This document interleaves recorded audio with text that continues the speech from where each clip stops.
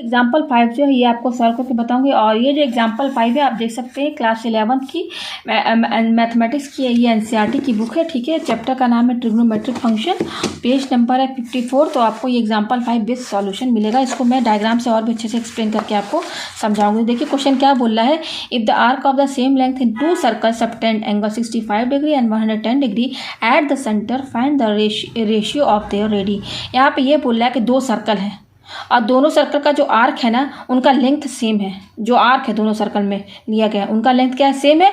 और इन दोनों सर्कल में आर्क को लेकर के जो सेंटर पे जो एंगल बनना है वो है 65 डिग्री और 110 डिग्री। तो हमें यहाँ पर जो रेडियस है दोनों सर्कल का उनका रेशियो हमें यहाँ पे फाइंड करना है। अगर इसको डायग्राम से समझा जाए तो बहुत ईजी वे में समझा जा सकता है। तो यहाँ पर देखिए 2 सर्कल लिखा है ना, यहाँ 2 सर्कल की बात हो तो 2 सर्कल बनाइए आप यहाँ पर। तो कोई एक छोटा होगा कोई बड़ा होगा, एक ही ना होगा, दोनों सेम तो होगा नहीं। तो एक छोटा एक बड़ा बना लीजिए और ये सेंटर ओ यहाँ पर दोनों का बना लीजिए, सेंटर ओ, ठीक है ना। ओ लिखिए और इसका सेंटर ओ डैश बना लीजिए, ठीक है। इसका सेंटर ओ है, इसका सेंटर ओ डैश है, ठीक है। अब यहाँ क्वेश्चन में गिवन क्या बोल रहा है, if the arc of the same length, length same है आर्क का, जो दोनों सर्कल में जो आर्क लिया गया है ना उनका लेंथ सेम है। तो कोई भी यहाँ पर आप आर्क ले लीजिए, कोई पॉइंट बना लीजिए आर्क का। जैसे मैं ये 2 पॉइंट यहाँ ले लेती हूँ।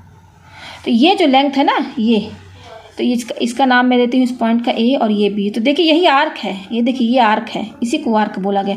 आर्क का मतलब क्या है, सर्कल में आप कोई 2 पॉइंट ले लीजिए तो उसी को यहाँ पर ज्वाइन कर देंगे तो ये आर्क ही तो बनना है। तो ये आर्क कह रहा है क्वेश्चन में कि दोनों सर्कल का जो आर्क है ना उनका लेंथ सेम है, मतलब ए से लेकर बी तक इसका कुछ लेंथ होगा ना वो सेम है। तो सेम आर्क है तो सेम आर्क यहाँ पर भी लीजिए, इनका लेंथ क्या है, सेम है। हो गया। यहाँ पे मैं इसका नाम दे दे रही हूँ पी और इसका नाम क्यू दे दे रही हूँ, ठीक है। तो ये लेंथ दोनों का आपस में सेम है, सेम है। तो ए से लेकर बी तक इसका लेंथ मैं क्या मान लेती हूँ, एल मान लेती हूँ। तो लेंथ सेम है तो इसका भी लेंथ सेम ही होगा, क्वेश्चन में ही गिवन बोल रहा है, ठीक है। तो ये एल है तो ये भी एल होगा। सेम का मतलब क्या है, हम जो भी हमको लेंथ की वैल्यू तो फाइंड नहीं है तो हम एल एल मान लेते हैं, सेम है, ठीक है। वेरिएबल्स हम सेम ले लेते हैं, ये हो गया। अच्छा तो ये आर्क है हमारा। अब इस आर्क को लेकर के ज्वाइन कीजिए सेंटर तक, इस पॉइंट को यहाँ पॉइंट से लाइन एक ले जाइए और सेंटर पे ज्वाइन कीजिए। उसी तरह से यहाँ पर भी ज्वाइन कीजिए, ये पॉइंट को सेंटर से, यहाँ से इस पॉइंट से लाइन ले जाइए और सेंटर पे ज्वाइन कीजिए। तो क्या बनना है, इस आर्क को लेकर सेंटर पर एंगल जो बनना है ना वो क्वेश्चन में क्या बता रहा है, 65 और 110। तो इसका 65 है और इसका क्या है 110 है, इसका 110 है, ठीक है। हमें यहाँ पे क्या फाइंड करना है कि इन दोनों सर्कल का जो रेडियस है उनका रेशियो। तो यहाँ पे देखिए इस सर्कल में ओ ए और ओ बी क्या रेडियस ही तो है, यहाँ पर ओ ए और ओ बी क्या रेडियस है। तो इस सर्कल का ओ ए और ओ बी क्या है, रेडियस है। तो इस भाई रेडियस तो दोनों सर्कल का अलग अलग है ना, अलग अलग है। तो इसके रेडियस को मैं R1 मान लेती हूँ, ठीक है। तो ये अगर R1 है तो ये भी R1 होगा ना, रेडियस सेम। उसी तरह से यहाँ पर OP और ये देखिए O डैश P है, ये O डैश Q है। तो ये O dash P O dash Q क्या रेडियस ही तो है। तो यहाँ पर देखिए O dash P equal to O dash Q, ये क्या है, रेडियस है ना, इसको मैं R2 मान लेती हूँ। तो ये हो गया R2 और ये हो गया R2, हो गया यहाँ पर, ठीक है। तो हमें यहाँ पर क्या निकालना है, रेशियो निकालना है इन दोनों सर्कल के रेडियस का रेशियो। तो देखिए रेशियो का मतलब क्या है, R1 अपॉन R2 यही निकालना, और R1 रेशियो R2 यही हमें यहाँ पर फाइंड करना है। R1 इसका रेडियस हो गया, R2 इसका रेडियस होगा। तो रेशियो का मतलब क्या है, R1 अपॉन R2 या फिर R1 रेशियो R2, ये दोनों का मतलब एक ही है, ठीक है। यही हमें यहाँ पर फाइंड करना है, ठीक है। तो इस चैप्टर में आपने एक फार्मूला पढ़ा होगा कि अगर मैं यहाँ बता दूँ, अगर कोई सर्कल है और 2 पॉइंट ले लीजिए, आर्क ले लीजिए ए और बी और ये सेंटर ओ है, तो ये ज्वाइन कीजिए यहाँ से लाइन, तो ये तो हमारा रेडियस हो गया, ठीक है। तो देखिए यहाँ पर इस आर्क और ये जो आर्क है, इस आर्क को लेकर सेंटर पे एक एंगल बनना है ना, यहाँ पर ये देखिए सेंटर ओ पर ये एंगल बनना है ना, इसको एंगल को थीटा मान लेते हैं। थीटा क्या है, यहाँ पर एंगल है, कुछ तो एंगल होगा ना, 30 होगा या 130 होगा या 20 होगा, 60 होगा, 65, कुछ तो एंगल बनना है ना यहाँ पर, वो तो हमें पता नहीं है ना, तो उसको हमने थीटा से यहाँ पर डिफाइन किया। और यहाँ से लेकर ये जो आर्क ए बी है, ए बी जो आर्क दिया हुआ है, इसका जो लेंथ है यहाँ से लेकर यहाँ तक ए बी, इसका कुछ तो लेंथ होगा ना इस इतने आर्क का। अगर मेजर करेंगे हम इसके से तो कोई तो वैल्यू आएगी ना। तो क्या है यहाँ पर हम इसके लेंथ को क्या मानने हैं, एल मानने हैं। तो इस केस में फॉर्मूला कहता है कि जो थीटा होता है ना वो L अपॉन R, ये फॉर्मूला है मेन। अगर सर्कल है और सर्कल में आर्क को लेकर के कोई एंगल थीटा बनना है तो जो थीटा होगा वो एल अपॉन आर के बराबर होगा। एल क्या है, इस आर्क का लेंथ, और आर क्या है, रेडियस। यही फॉर्मूला यहाँ पर भी यूज़ होगा। ठीक है, तो यहाँ पर देखिए इसको, इस चैप्टर में अगर क्वेश्चन में सर्कल की बात होगी तो जहाँ सर्कल होगा, सर्कल जहाँ पर होगा ना, वहाँ पर जो भी एंगल दिया होगा उस एंगल को आपको किस में कन्वर्ट करना होगा, रेडियन में। एंगल यहाँ पर देखिए, एंगल दो तरीके से मेजर होता है। जैसे ये एंगल हमारा है थीटा, है ना, या तो फिर आप इसको एंगल को डिग्री में दिखाइए या फिर आप रेडियन में दिखाइए। ठीक है ना, तो डिग्री में आपने पढ़ा होगा 30 डिग्री हो गया, 45 डिग्री हो गया, 90 डिग्री हो गया, इस तरीके से ये डिग्री में दिखाया जाता है एंगल को। और दूसरा भी तरीका है एंगल को दिखाने का, वो रेडियन, उसमें वो होता है 2π/3 या फिर 5π/4 या π/2, इस तरीके से रहता है। तो यहाँ पर सर्कल है ना, तो यहाँ पर देखिए इन दोनों सर्कल में जो एंगल दिया हुआ है वो किस में दिया हुआ, डिग्री में दिया हुआ। देखिए 65 डिग्री, 110 डिग्री, ये ऊपर जो गोल दिख रहा है आपको छोटे छोटे, ये डिग्री का है, निशान है, ठीक है ना, नोटेशन है। तो ये 65 डिग्री है, ये 110 डिग्री है। तो ये सर्कल है, मैंने बता दिया ना, इसको आपको इनके जो एंगल हैं इनको आपको रेडियन में कन्वर्ट करना होगा। तो सबसे पहले यहाँ पर हम ये जो इसका जो एंगल है, इसके एंगल, ये जो 65 है इसको हम θ1 एंगल मान लेते हैं। ये कितना दिया हुआ, 65 डिग्री इस सर्कल का।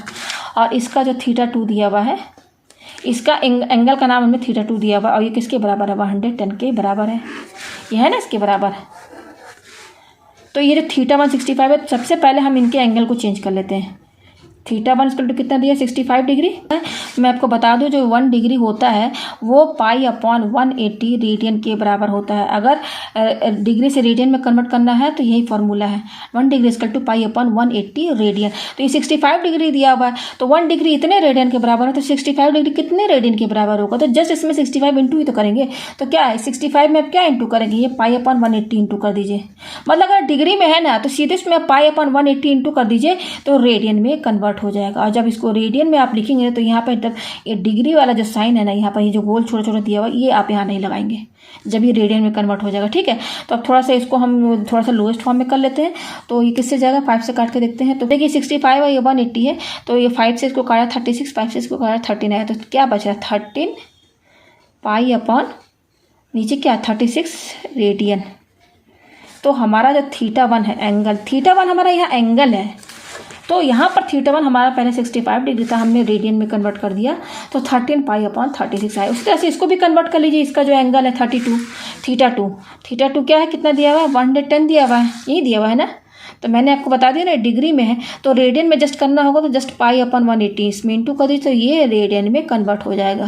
तो देखिए 0 और ये 0 कैंसिल, तो यहाँ पर क्या बच रहा है, 11 π/18 रेडियन, यही बच रहा है हमारे पास, ये आ गया हमारे पास।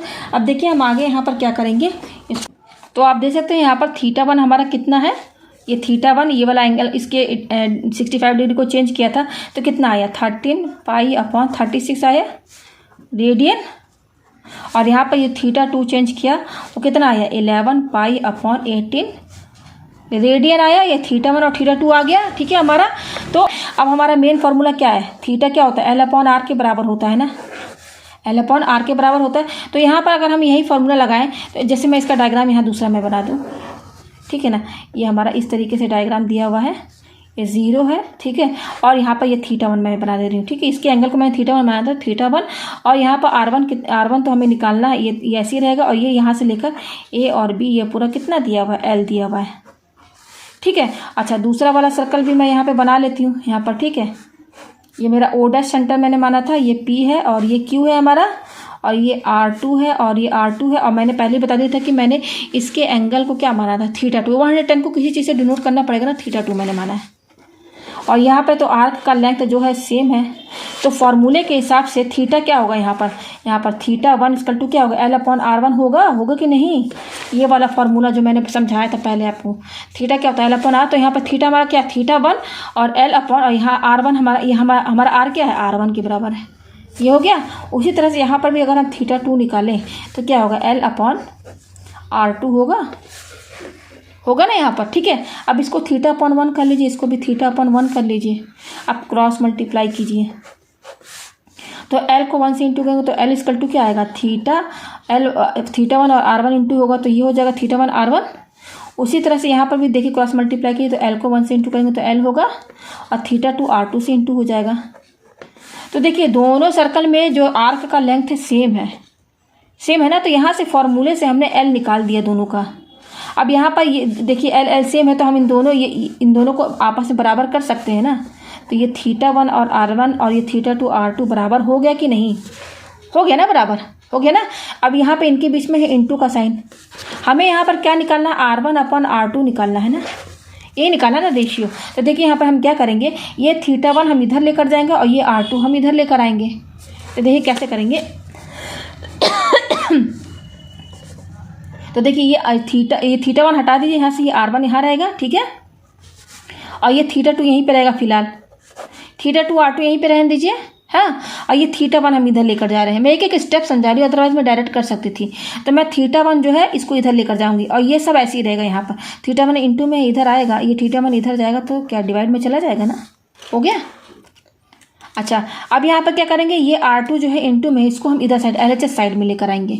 देखिए यहाँ ये RHS साइड में, ये LHS साइड में, तो इस R2 को हम LHS साइड में लेकर आएंगे क्योंकि देखिए यहाँ पर ये इंटू में है, इधर आएगा तो R2 डिवाइड में जाएगा कि नहीं, इंटू से इधर आएगा तो डिवाइड में चला जाएगा।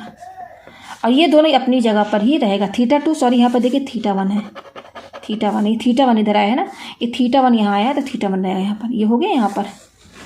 तो अब हमको R1/R2 निकालना है ना, तो θ2/θ1 के बराबर, और θ2 और θ1 की वैल्यू तो हमें मालूम ही है। ये देखिए क्या θ1 कितना है 13 पाई अपॉन θ1 की वैल्यू ये है, θ2 की वैल्यू ये है।